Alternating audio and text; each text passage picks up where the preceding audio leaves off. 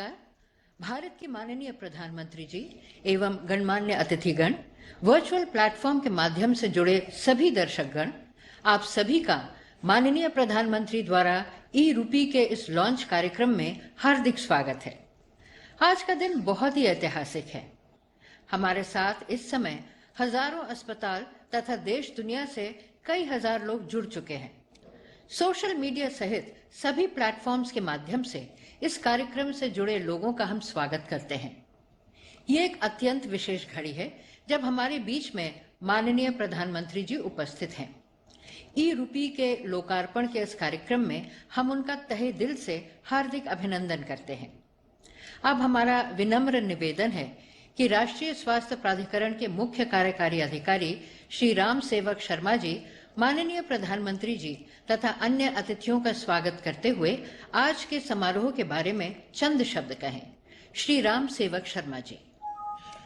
भारत के माननीय प्रधानमंत्री महोदय, राज्यों के महामहिम राज्यपालगण, माननीय वित्त मंत्री महोदया, माननीय स्वास्थ्य एवं परिवार कल्याण और रसायन एवं उर्वरक मंत्री महोदय, माननीय इलेक्ट्रॉनिक्स और सूचना प्रौद्योगिकी मंत्री, माननीय खाद्य और सार्वजनिक वितरण मंत्री, माननीय राज्य मंत्रीगण, केंद्र शासित प्रदेशों के माननीय उपराज्यपालगण, रिजर्व बैंक ऑफ इंडिया के माननीय गवर्नर साहब और अन्य अधिकारीगण, भारत सरकार के सचिवगण, राज्यों और केंद्र शासित प्रदेशों के मुख्य सचिवगण, एनपीसीआई के अधिकारीगण, बैंकों के सीएमडी, सीईओ एवं अन्य अधिकारीगण, प्रधानमंत्री जन आरोग्य योजना से जुड़े एवं अन्य अस्पताल प्रशासक और चिकित्सक, भारत एवं राज्य सरकार के अन्य अधिकारीगण, देवियों और सज्जनों, मैं ई रूपी के अनावरण के इस अवसर पर आप सभी का हार्दिक अभिनंदन करता हूं।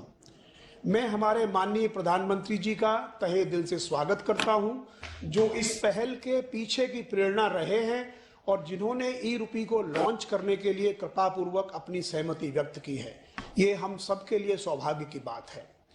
ये ऐतिहासिक माइलस्टोन अगस्त 2014 में शुरू हुई डिजिटल इंडिया यात्रा का एक महत्वपूर्ण पड़ाव है। उस समय हमारे प्रधानमंत्री के गतिशील नेतृत्व में केंद्रीय मंत्रिमंडल ने डिजिटल इंडिया को मंजूरी दी थी। डिजिटल इंडिया माननीय प्रधानमंत्री के सबसे पसंदीदा कार्यक्रमों में से एक है। इस कार्यक्रम की व्यापक दृष्टि भारत को डिजिटली एम्पावर्ड सोसाइटी और नॉलेज इकोनॉमी में ट्रांसफॉर्म करना है।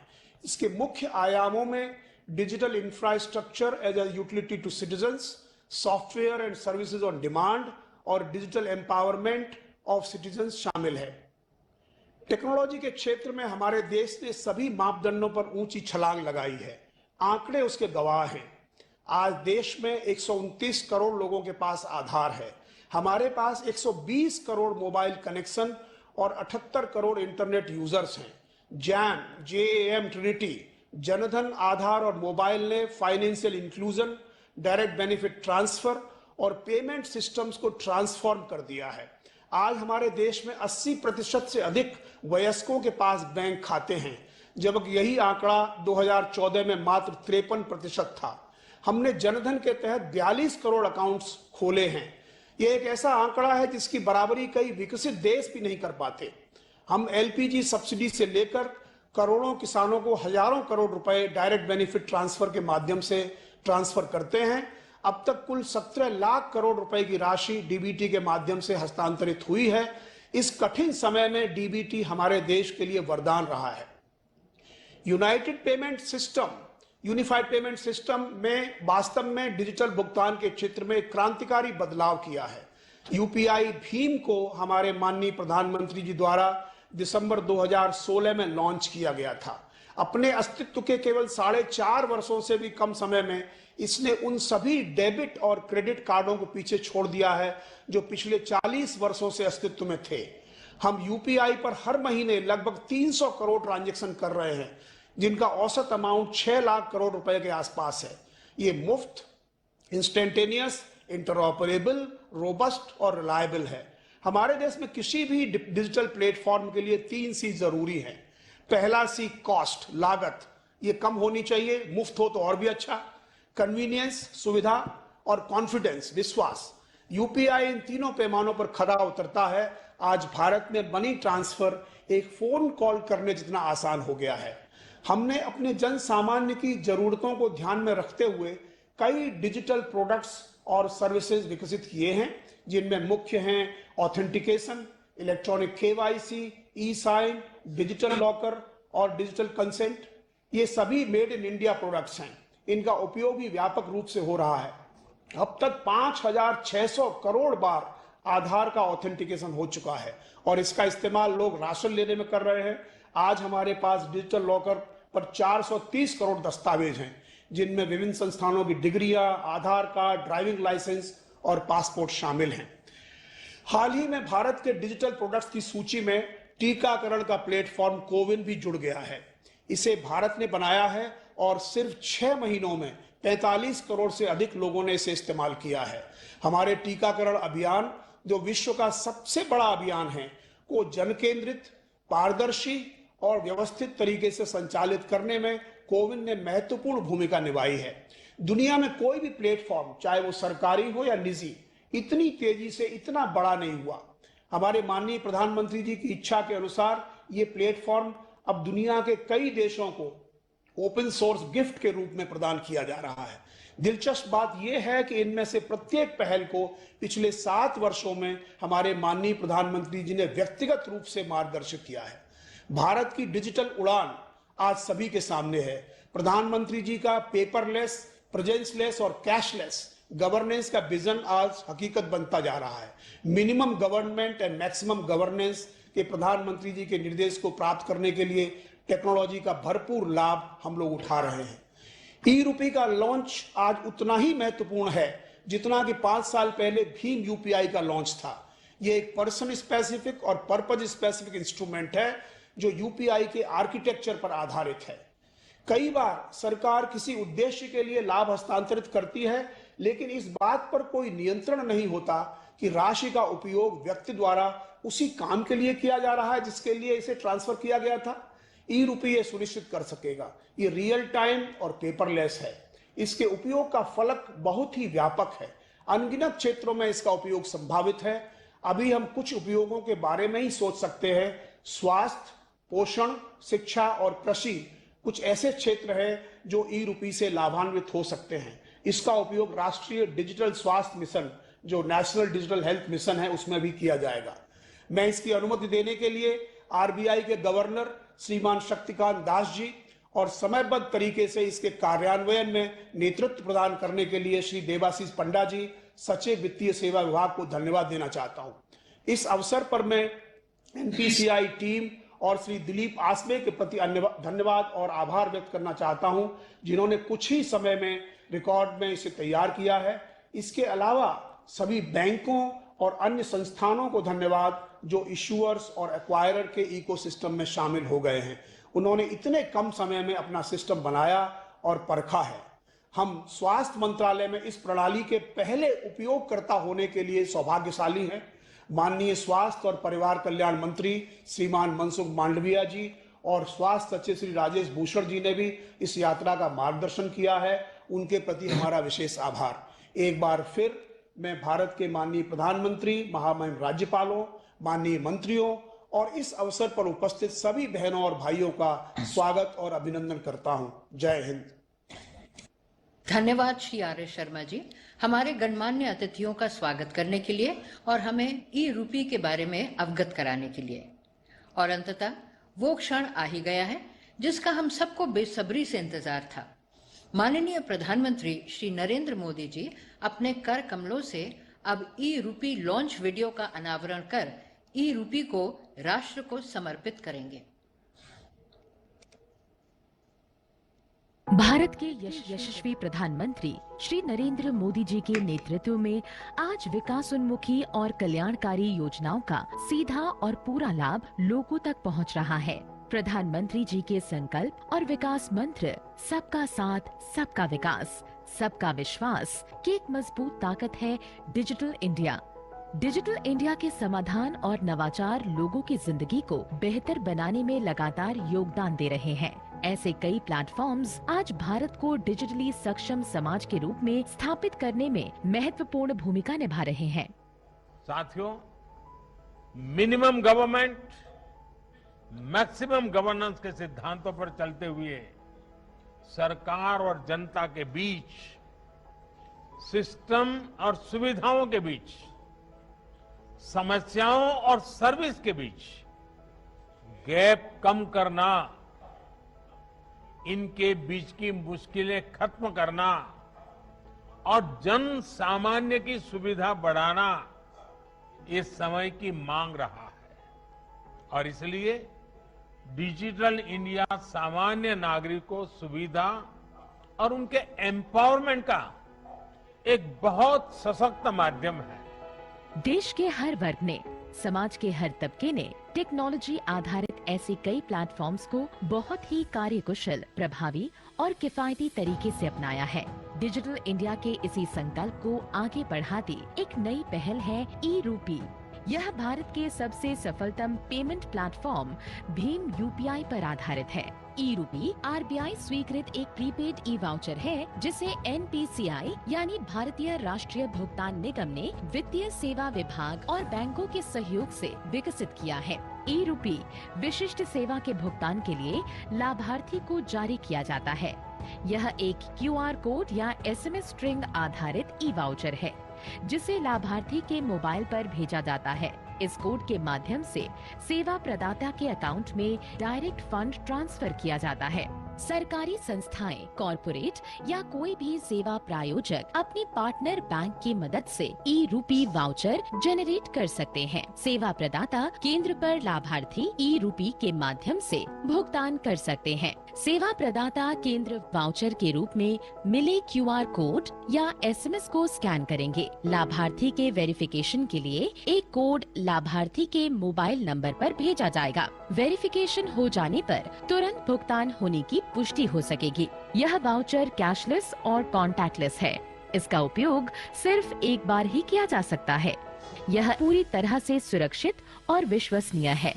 लाभार्थियों की निजी जानकारी पूरी तरह से गोपनीय होती है।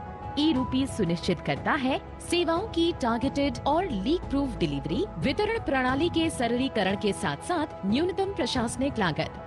ई-रूपी सरकारी योजनाओं का लाभ जन सामान्य तक पहुंचाने की दिशा में एक क्रांतिकारी पहल है। ई-रूपी का उपयोग लोक कल्याण हेतु सरकार द्वारा चलाए जा रहे विभिन्न योजना जिसके तहत निश्चित उद्देश्य की पूर्ति के लिए भुगतान या अनुदान दिया जाता है को सुगमता पूर्वक लागू करने के लिए किया जा सकता है। इसका उपयोग निजी संगठनों या किसी व्यक्ति द्वारा लोगों को किसी विशेष प्रायोजन के तहत लाभ देने हेतु भी किया जा सकता है। इस दिशा में स्वास्थ्य और परिवार कल्याण मंत्रालय और राष्ट्रीय स्वास्थ्य प्राधिकरण के सहयोग से कॉर्पोरेट्स द्वारा निजी कोविड टीकाकरण केंद्र पर टीकाकरण के भुगतान के लिए ई-रूपी के पहले उपयोग का आज शुभारंभ माननीय प्रधानमंत्री जी के कर कमलों से हो रहा है।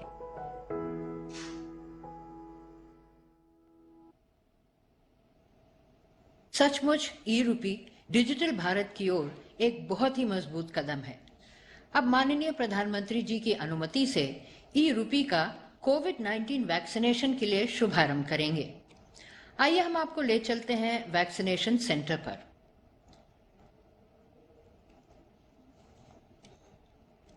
हम जुड़े हैं मुंबई के एक प्राइवेट वैक्सीनेशन सेंटर से, जहां लाभार्थी आज पहली बार इस ई-रूपी वाउचर से कोविड-19 वैक्सीन के लिए भुगतान करेंगे।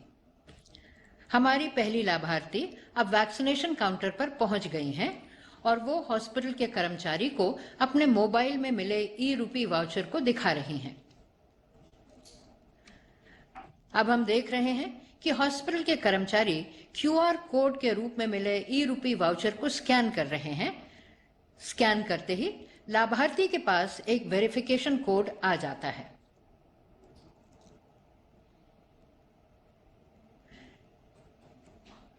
ये वेरिफिकेशन कोड लाभार्थी हॉस्पिटल के कर्मचारी को बताती हैं।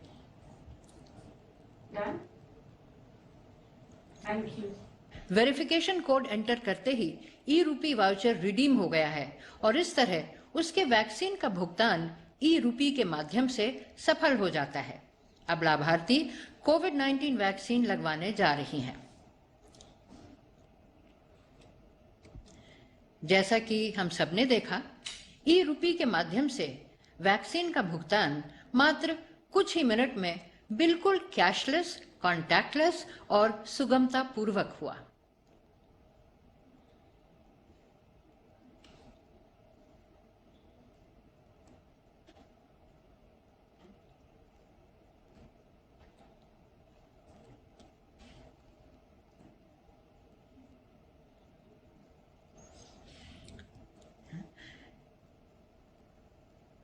ई रूपी जैसे एक उत्कृष्ट पहल को देश को समर्पित करने के लिए माननीय प्रधानमंत्री जी को बहुत बहुत धन्यवाद।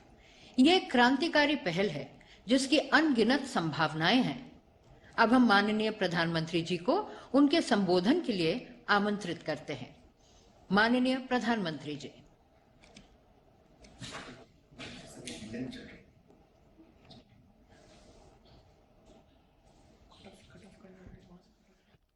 नमस्कार।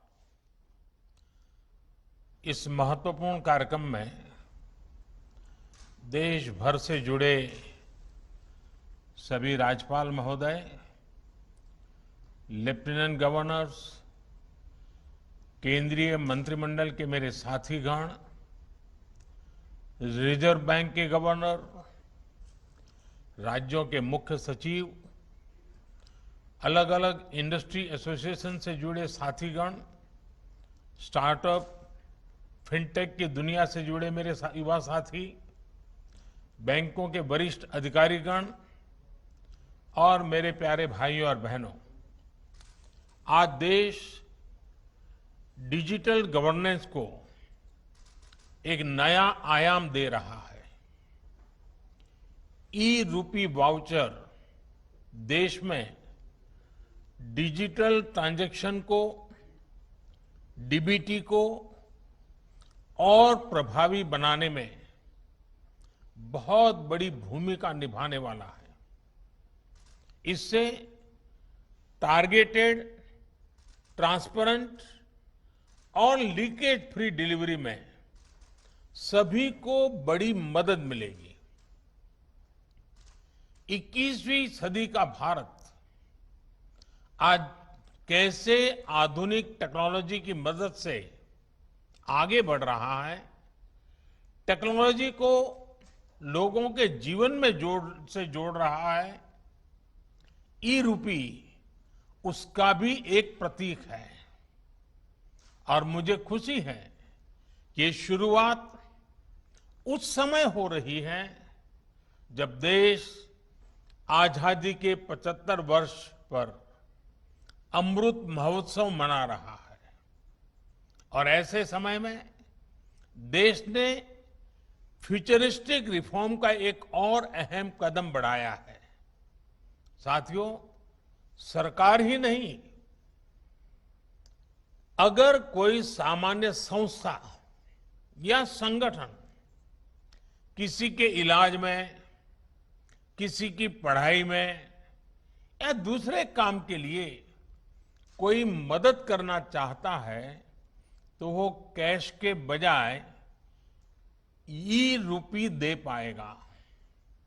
इससे सुनिश्चित होगा कि उसके द्वारा दिया गया धन उसी काम में लगा है जिसके लिए वो राशि दी गई है। अभी शुरुआती चरण में ये योजना देश के हेल्थ सेक्टर से जुड़े बेनिफिट्स पर लागू की जा रही है। मान लीजिए कोई ऑर्गेनाइजेशन सेवा भाव से भारत सरकार के द्वारा जो मुफ्त वैक्सीन दी जा रही है उसका लाभ लेना नहीं चाहता है, लेकिन जो प्राइवेट अस्पतालों में जहां कुछ कीमत देकर के वैक्सीन चल रही है उसमें भेजना चाहता है। अगर वो 100 गरीबों को वैक्सीन लगवाने की उसकी इच्छा है तो वो उन 100 गरीबों को ई रूपी वाउचर दे सकता है। ई रूपी वाउचर ये सुनिश्चित करेगा कि उसका इस्तेमाल वैक्सीन लगवाने में ही हो, किसी और काम में नहीं। समय के साथ इसमें और भी चीजें जुड़ती चली जाएगी, जैसे कोई किसी के इलाज पर खर्च करना चाहता है, कोई टीबी के मरीज को सही दवाओं और भोजन के लिए आर्थिक मदद देना चाहता है, या फिर बच्चों को, गर्भवती महिलाओं को भोजन और पर्यावरण से जुड़ी दूसरी सुविधाएं पहुंचाना चाहता है, तो ई रूपी उनके लिए बहुत मददगार साबित होगा। यानी ई रूपी एक तरह से पर्सन के साथ साथ पर्पज स्पेसिफिक भी है। जिस मकसद से कोई मदद या कोई बेनिफिट दिया जा रहा है, वो उसी के लिए प्रयोग होगा। ये ई रूपी सुनिश्चित करने वाला है। कोई अब अगर चाहेगा कि वो वृद्धाश्रम में 20 नए बेड लगवाना चाहता है, तो ई रूपी वाउचर उसकी मदद करेगा।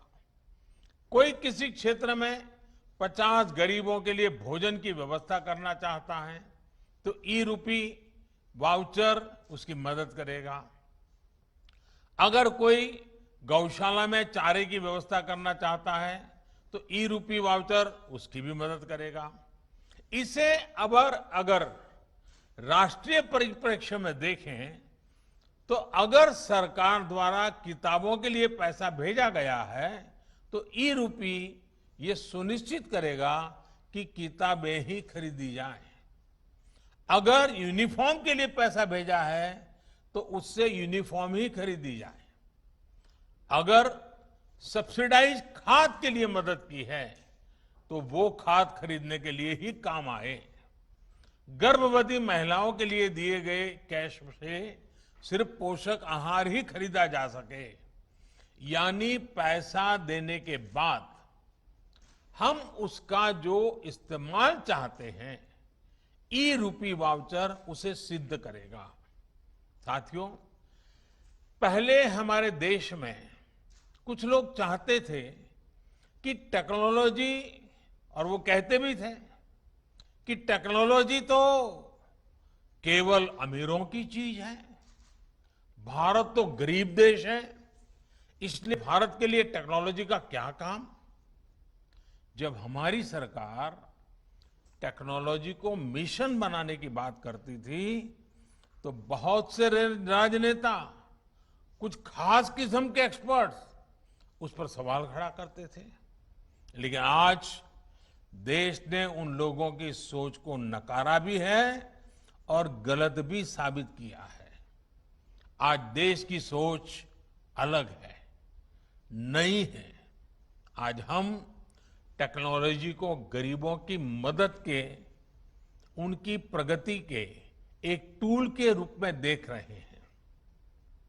आज दुनिया देख रही है कैसे भारत में टेक्नोलॉजी पारदर्शिता और ईमानदारी ला रही है, कैसे टेक्नोलॉजी नए अवसरों को पैदा करने में, उन्हें गरीबों को सुलभ बनाने का काम कर रही है, और कैसे टेक्नोलॉजी सरकार और लाल फीताशाही पर सामान्य मानवी की निर्भरता को कम कर रही है। आप आज के ही यूनिक प्रोडक्ट को देखिए। आज हम यहां तक इसलिए पहुंचे हैं क्योंकि देश ने जनधन खातों को खोलने, उन्हें मोबाइल और आधार से जोड़ने और जैम जैसी व्यवस्था के लिए वर्षों मेहनत की है। जब जैम को शुरू किया गया था, तब बहुत से लोग इसके महत्व को नहीं समझ पा रहे थे, लेकिन इसकी अहमियत को हमने लॉकडाउन के समय देखा।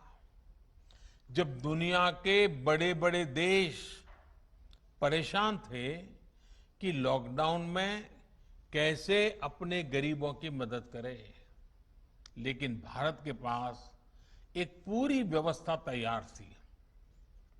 दूसरे देश अपने यहां के पोस्ट ऑफिस और बैंक खुलवा रहे थे, तो वहीं भारत महिलाओं के बैंक खातों में सीधे आर्थिक मदद भेज रहा था। भारत में अब तक डायरेक्ट बेनिफिट ट्रांसफर के जरिए करीब 17.5 लाख करोड़ रुपए सीधे लाभार्थियों के खाते में भेजे जा चुके हैं। आज केंद्र सरकार 300 से ज्यादा योजनाओं का लाभ डीबीटी के माध्यम से, डायरेक्ट बेनिफिट ट्रांसफर के माध्यम से लोगों तक पहुंचा रही है। लगभग 90 करोड़ देशवासियों को इसके तहत किसी न किसी रूप में लाभ हो रहा है। राशन हो, एलपीजी गैस हो, इलाज हो, स्कॉलरशिप हो, पेंशन हो, मजदूरी हो, घर बनाने के लिए मदद हो, ऐसे अनेक लाभ डीबीटी से मिल रहे हैं। पीएम किसान सम्मान निधि के तहत 1,35,000 करोड़ रुपए सीधे किसानों के बैंक अकाउंट में पहुंचाए गए हैं। इस बार तो किसानों से जो गेहूं की सरकारी खरीद हुई है उसका लगभग 85,000 करोड़ रुपए सीधा किसानों के बैंक खाते में ही ट्रांसफर किया गया है। इन सारे प्रयोगों का बहुत बड़ा लाभ ये हुआ है कि देश के करीब करीब 1.25 लाख करोड़ रुपए से अधिक गलत हाथों में जाने से बचे हैं। साथियों, भारत आज दुनिया को दिखा रहा है कि टेक्नोलॉजी को एडप्ट करने में, उससे जुड़ने में वो किसी से भी पीछे नहीं है। इनोवेशंस की बात हो, सर्विस डिलीवरी में टेक्नोलॉजी के इस्तेमाल हो, भारत दुनिया के बड़े देशों के साथ मिलकर ग्लोबल लीडरशिप देने की क्षमता रखता है। पिछले 7 सालों में भारत ने अपनी प्रगति को जो गति दी है उसमें टेक्नोलॉजी के सही इस्तेमाल की बड़ी भूमिका है। आप सोचिए, क्या 8-10 साल पहले किसी ने कल्पना की थी कि टोल बूथ पर करोड़ों गाड़ियां बिना किसी फिजिकल ट्रांजैक्शन के लेन देन से निकलेगी? आज के फास्टैग से ये संभव हुआ है। क्या 8-10 साल पहले किसी ने सोचा था कि दूर सुदूर गांव में बैठा कोई हस्तशिल्पी अपने प्रोडक्ट दिल्ली के किसी सरकारी दफ्तर में सीधे बेच पाएगा? आज जेम यानी government e market place portal से ये मुमकिन है। क्या 8-10 साल पहले किसी ने सोचा था कि हमारे सर्टिफिकेट्स, डॉक्यूमेंट्स हर समय डिजिटली हमारी जेब में होंगे और हर जगह एक क्लिक पर इस्तेमाल हो पाएंगे? आज ये डिजी लॉकर से मुमकिन है। क्या 8-10 साल पहले किसी ने सोचा था कि भारत में एमएसएमई सेक्टर के उद्यमियों को सिर्फ 59 मिनट में लोन अप्रूव हो पाएगा? आज भारत में ये भी मुमकिन है। और इसी तरह 8-10 साल पहले क्या आपने सोचा था कि आप किसी काम के लिए एक डिजिटल वाउचर भेजेंगे और काम हो जाएगा? आज ये भी ई रूपी के जरिए मुमकिन हो चुका है। मैं ऐसे कितने ही उदाहरण आपको गिना सकता हूं।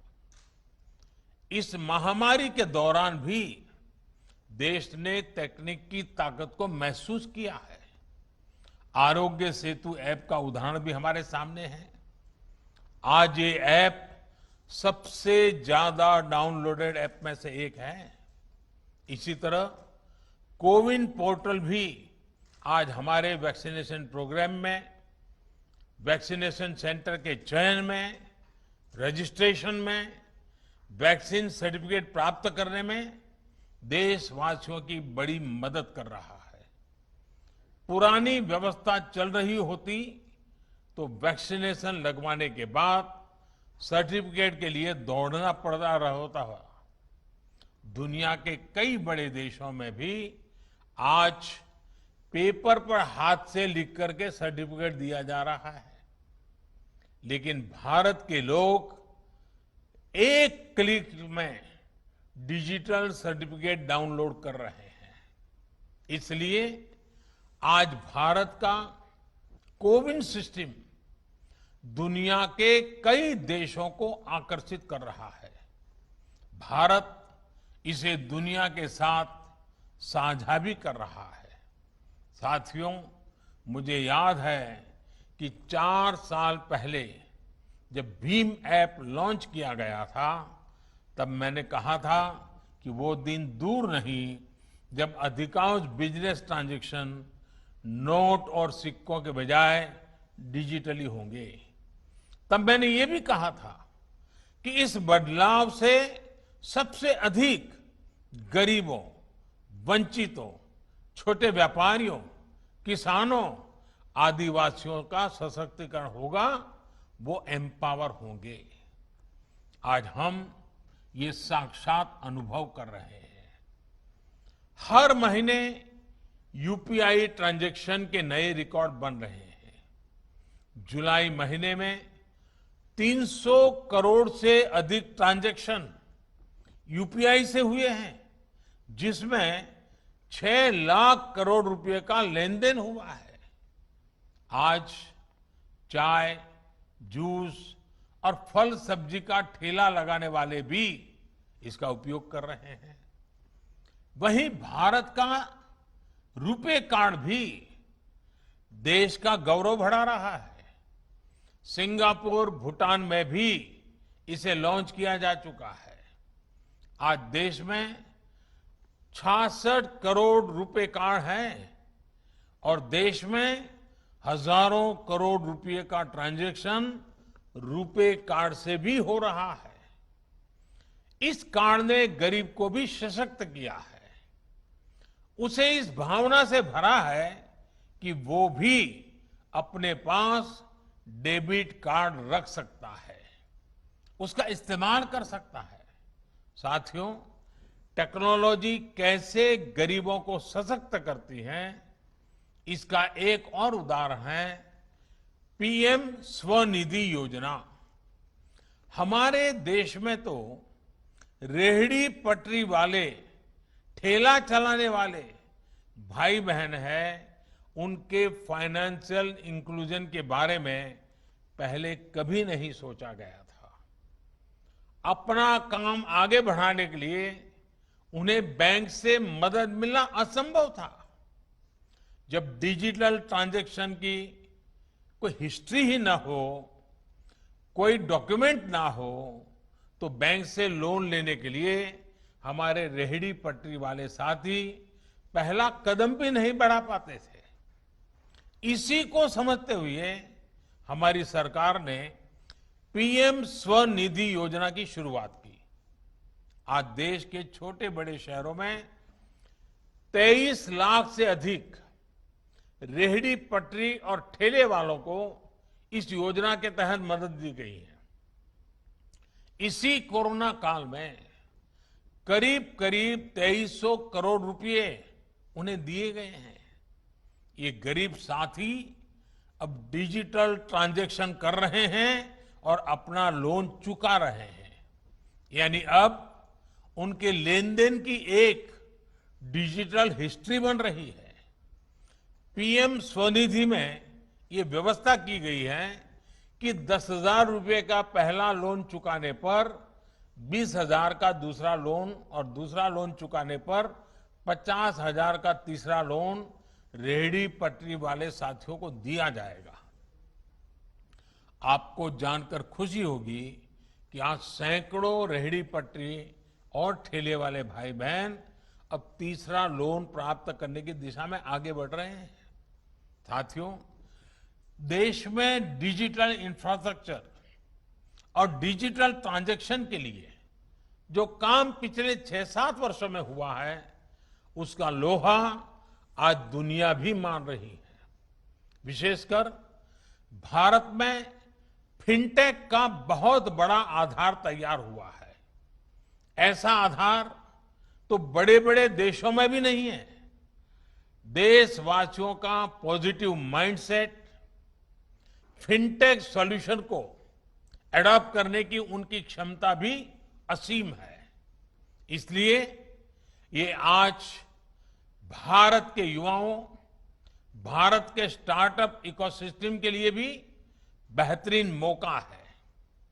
भारत के स्टार्टअप्स के लिए फिनटेक में अनेकों संभावनाएं हैं।